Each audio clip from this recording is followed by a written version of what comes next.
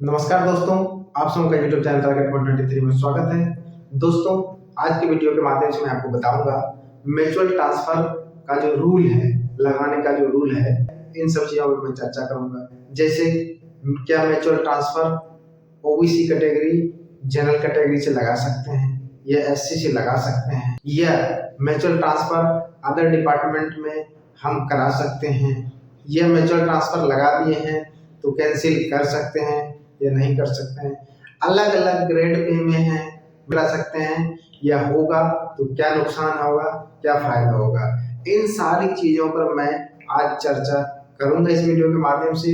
दोस्तों, आप लोग वीडियो में लगातार बने रहें। सबसे पहले दोस्तों, मैं आपको बता दूं कि म्यूचुअल ट्रांसफर, अब म्यूचुअल ट्रांसफर आपके मन में सवाल होगा कि अलग अलग ग्रेड में लोग हैं, ठीक है। कोई मान के चलिए 1800 में है, ये एक नंबर, और दूसरा 1900 में, ठीक है। ये 1800 में, ये 1900 में। क्या ये म्यूचुअल लगा सकते हैं? अगर दोनों अलग अलग ग्रेड में हैं, ठीक है, तो म्यूचुअल लगा सकते हैं, लेकिन इसमें जो है आपको लिखित में देना पड़ेगा कि मैं रिक्वायरमेंट ग्रेड में जाने के लिए तैयार हूँ। आपको देना पड़ेगा लिख के कि मैं रिक्वायरमेंट ग्रेड में जाने के लिए बॉटम सीनियरिटी पे तैयार हूँ, ठीक है। मन में आपका ये भी चल रहा होगा कि जाकर के क्या हम दूसरे कैटेगरी से अपना म्यूचुअल ट्रांसफर लगा सकते हैं या नहीं लगा सकते हैं। तो दोस्तों, इसमें सीधी बात है जो है कि इसमें आपको जैसे ओबीसी है या एससी है, एसटी है या जनरल है, ठीक है। अब इसमें ये है कि क्या एक दूसरे से म्यूचुअल लगा सकते हैं? ओबीसी वाले जनरल से म्यूचुअल लगा सकते हैं या ओबीसी वाले एससी एसटी से म्यूचुअल लगा सकते हैं, नहीं लगा सकते हैं। तो दोस्तों, आप समझ लीजिए कि ये सब एक दूसरे से म्यूचुअल लगा सकते हैं, लेकिन एक शर्त है। म्यूचुअल लगा सकते हैं, एक दूसरे कैटेगरी से लगा सकते हैं, लेकिन एक शर्त है। ये आपका जो म्यूचुअल का है प्रक्रिया, एक दूसरे से लगा सकते हैं, ये सब सिर्फ इनिशियल ग्रेड में ही लगा सकते हैं। अगर 1800 में भर्ती हुए हैं सभी लोग, मान के चलिए 1800 के, तो जब तक 1800 में है तब तक ये लगा सकते हैं, एक दूसरे से म्यूचुअल लगा सकते हैं। इसके ऊपर प्रमोशन ग्रेड में इनका म्यूचुअल आपस में नहीं होगा। प्रमोशन ग्रेड में म्यूचुअल क्यों नहीं होगा आपस में? प्रमोशन ग्रेड में, अब देखिए, प्रमोशन ग्रेड में एससी एसटी का कोटा है प्रमोशन में, तो जो जब अगर ये 1800 से 1900 में चले जाएंगे, ठीक है, तो ये अपने कोटे पे सीनियरिटी लिस्ट में इनका नाम अपने कोटे के हिसाब से आएगा, वहां पे इनका सीनियरिटी लिस्ट बन जाएगा। अगर ये भविष्य में जनरल से करा दिया म्यूचुअल, ठीक है, अब वहां पे दिक्कत ये आएगी कि इनका तो प्रमोशन वाला है ग्रेड सीनियरिटी और इनका रिक्वायरमेंट वाला सीनियरिटी है, तो वहां पे दिक्कत आता है।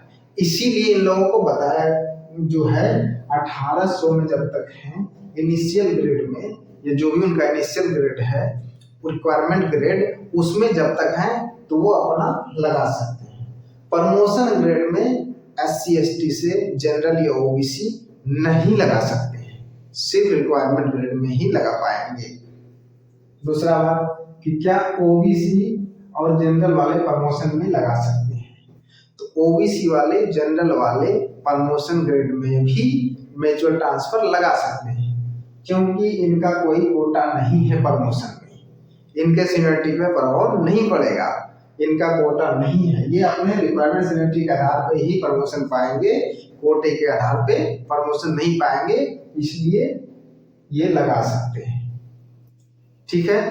तो दोस्तों, अब आइए कि आप क्या दूसरे डिपार्टमेंट में म्यूचुअल ट्रांसफर लगा सकते हैं? बिल्कुल लगा सकते हैं, लेकिन उसके लिए कुछ नियम है, उसको आपको फॉलो करना पड़ेगा। जैसे मान के चलिए आपका मेडिकल कैटेगरी वर्कशॉप में है, तो मान के चलिए आपका मेडिकल कैटेगरी B1 है या B2 है, और आप म्यूचुअल ट्रांसफर करा रहे हैं ऑपरेटिंग में या एसएनटी में, और वहाँ मेडिकल कैटेगरी आपका A2 जरूरी है, तो आपको वैसे स्थिति में A2 मेडिकल कैटेगरी होना जरूरी है। आपका मेडिकल कैटेगरी A2 होगा तभी आप उसमें जा पाएंगे, तभी आप म्यूचुअल ट्रांसफर करा पाएंगे। दूसरी बात कि आप कह रहे थे कि म्यूचुअल ट्रांसफर हम लगा चुके हैं, उसको कैंसिल कर सकते हैं या नहीं कर सकते हैं।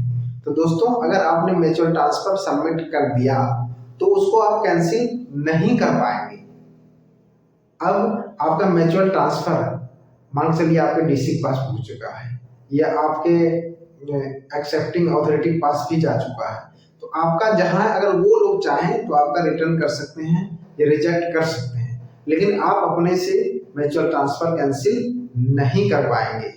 दोस्तों, एक चीजें और आपके मन में होगा कि जैसे म्यूचुअल ट्रांसफर आपका प्रोसेस कंप्लीट हो गया तो सबसे पहले जो रिलीविंग दिया जाएगा, सबसे पहले छोड़ा जाएगा, तो किनको छोड़ा जाएगा? सबसे पहले जो सीनियर होंगे उनको छोड़ा जाएगा। उसके बाद 1 हफ्ते के भीतर जूनियर जो होते हैं उनको भी छोड़ना जरूरी होता है। ये भी आप समझ लीजिए कि 1 हफ्ते के भीतर उनको छोड़ना जरूरी होता है। तो दोस्तों, ये थी आज की जानकारी। आज की जानकारी आपको कैसी लगी? जानकारी अच्छी लगी हो तो वीडियो को धड़ाधड़ शेयर करें, लाइक करें। अगर अभी तक आप हमारे चैनल पर नए हैं तो चैनल को सब्सक्राइब करें। लास्ट तक वीडियो में बने रहने के लिए धन्यवाद। मिलते हैं अगले वीडियो में।